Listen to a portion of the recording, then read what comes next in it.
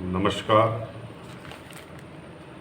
एक देश एक विधान की अवधारणा को पूरा करने वाली समान नागरिक संहिता को लेकर अलग अलग स्तर पर मंथन शुरू हो चुका है। विधि मामलों की संसदीय समिति पिछले विधि आयोग द्वारा पारिवारिक विषयों में संशोधन के बारे में जारी किए गए परामर्श पत्र पर विचार विमर्श करेगी। इसके लिए समिति ने 3 जुलाई को बैठक बुलाई है। बैठक में समिति के सदस्यों के अलावा विधि आयोग के सदस्य व कानून मंत्रालय के अधिकारी भी हिस्सा लेंगे। समिति इन सभी के स्थान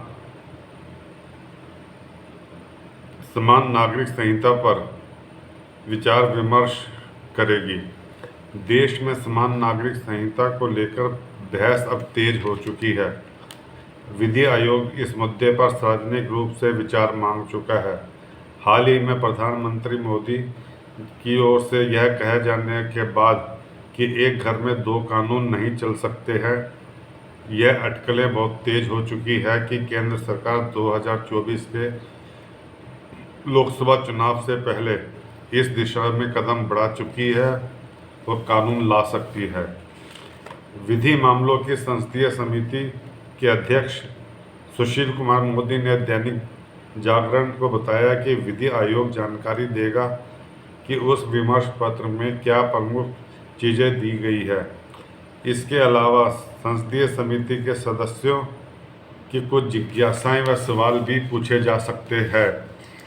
विधि मामलों की संसदीय समिति कानून से जुड़े मुद्दों पर विचार करती है और पर्सनल लॉ की समीक्षा का मुद्दा भी इसी के दायरे में आता है। अभी तक 22वां विधि आयोग को समान नागरिक संहिता पर 18 लाख से ज़्यादा सुझाव प्राप्त हो चुके हैं। पिछले विधि आयोग ने परामर्श पत्र में पारिवारिक कानूनों और पर्सनल लॉ में संशोधन के जो भी सुझाव दिए थे, वे भी समान नागरिक संहिता की ही जमीन तैयार करते दिखाई दे रहे हैं। पर्सनल लॉ को देखा जाए तो हिंदू पर्सनल लॉ संहिताबद्ध हो चुका है, लेकिन मुस्लिम पर्सनल लॉ अभी तक नहीं हुआ है। मुस्लिम पर्सनल लॉ अभी कुरान के नियमों से ही संचालित होता है। समान नागरिक संहिता में शादी, तलाक, गोद लेना आदि से संबंधित कानूनों में सभी के लिए समानता यानी सभी धर्मों के लिए इस संबंध में समान कानून लागू करने की बात है। यदि समान नागरिक संहिता कानून आता है तो उसके लाभ भी अनेक हैं। वह क्या है? समान नागरिक संहिता लागू होने से सैकड़ों जटिल और बेकार और पुराने कानूनों से मुक्ति मिल जाएगी। एक पति एक पत्नी की अवधारणा सभी पर समान रूप से लागू हो जाएगी। बांझपन या नपुंसकता जैसे अपवाद का लाभ समान रूप से सबको मिलेगा। विवाह विच्छेद का एक सामान्य नियम सबके लिए लागू होगा। पैतृक संपत्ति में पुत्र पुत्री तथा बेटा बहू को एक समान अधिकार प्राप्त होगा। विवाह विच्छेद की स्थिति में विवाह के उपरांत अर्जित संपत्ति में पति पत्नी को समान अधिकार प्राप्त होगा। वसीयत, दान, बंटवारा, गोद लेने के संबंध में भी सभी पर कानून समान होंगे। अलग अलग पंथों के लिए भिन्न भिन्न कानून होने के कारण अनावश्यक मुकदमों में उलझना पड़ता है। सबके लिए एक नागरिक संहिता होने से न्यायालय का बहुमूल्य समय भी बचेगा।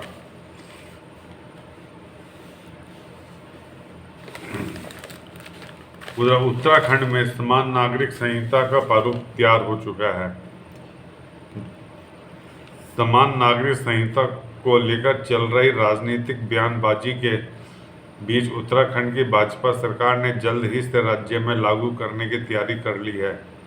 समान नागरिक संहिता का प्रारूप बनाने के लिए गठित की गई विशेषज्ञ समिति ने प्रारूप को अंतिम रूप दे दिया है और इसे सरकार को सौंपने जा रही है।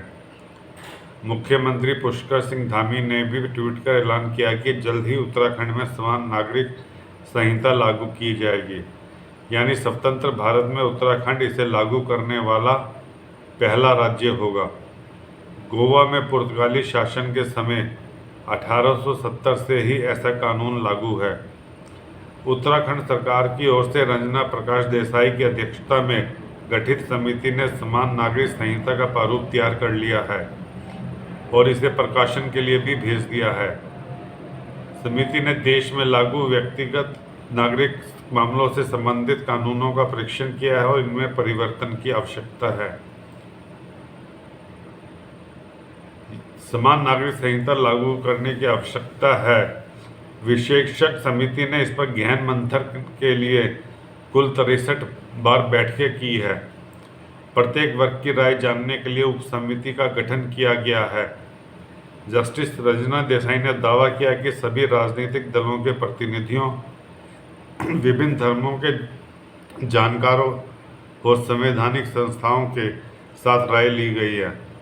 जस्टिस देसाई ने बताया कि सिर्फ देश के ही कानून नहीं बल्कि मुस्लिम देशों में लागू व्यक्तिगत नागरिक मामलों से संबंधित कानूनों का भी अध्ययन कर लिया गया है।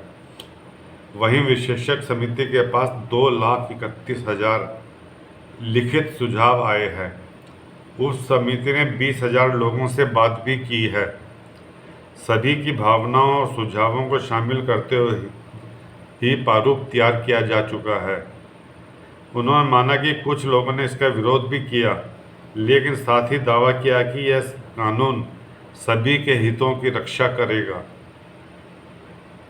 इसे खास तौर पर महिलाओं, बच्चों और दिव्यांगजन के हितों को ध्यान में रखते हुए तैयार किया गया है। विशेषज्ञ समिति में शामिल सचिव अजय मिश्रा, संसद सदस्य जस्टिस सेवानिवृत्त प्रमोद कोहली, मनु गौड़, सेवानिवृत्त IAS अधिकारी शत्रुघ्न सिंह और प्रोफेसर सुरेखा डंगवाल ने दावा किया कि समिति के प्रत्येक सदस्य की सहमति इस प्रारूप में समान रूप से शामिल है। उन्होंने यह भी बताया कि इस कानून में सभी वर्गों की महिलाओं और बच्चों के हितों पर खास जोर दिया गया है। प्रारूप में प्रस्ताव रखा गया है कि मुस्लिम महिलाओं को भी पैतृक संपत्ति में पुत्र के समान बराबरी का अधिकार है। अभी जिस तरह हिंदुओं में गोद लिए बच्चों को उत्तराधिकार मिलता है, उसी तरह मुस्लिम और पारसी धर्म में भी गोद लिए गए बच्चों को उत्तराधिकारी माना जाएगा।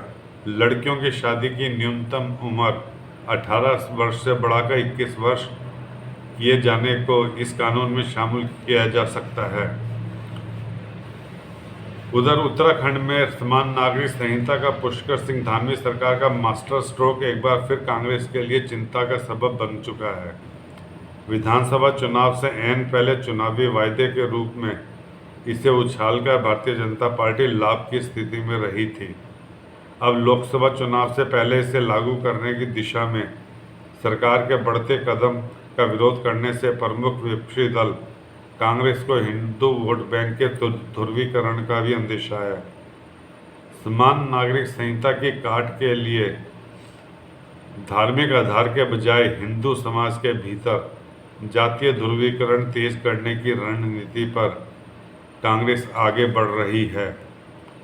उत्तराखंड की भौगोलिक और सामाजिक परिस्थितियों और तेजी से जनसांख्यिकी बदलाव के बीच समान नागरिक संहिता को लेकर उत्तराखंड की धामी सरकार का दांव बीते वर्ष विधानसभा चुनाव में कांग्रेस को असहज कर चुका है।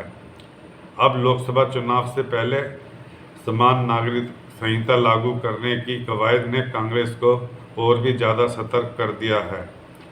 कांग्रेस के वरिष्ठ नेता और पूर्व चीफ मिनिस्टर हरीश रावत का कहना है कि कानून को लेकर सहमति बनाई जाए।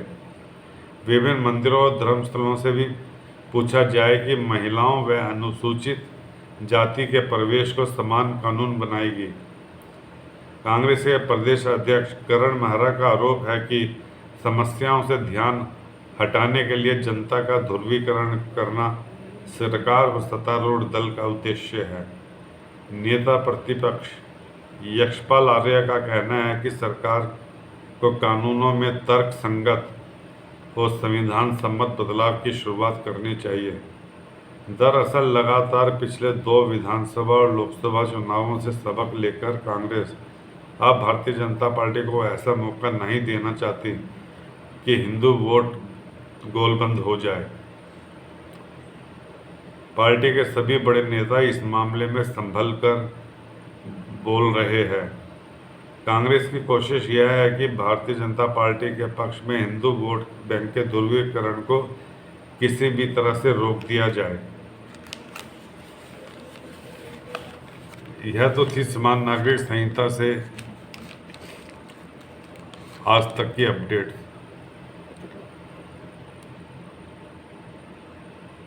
इस वीडियो को लाइक कीजिए, सब्सक्राइब कीजिए और शेयर कीजिए। धन्यवाद।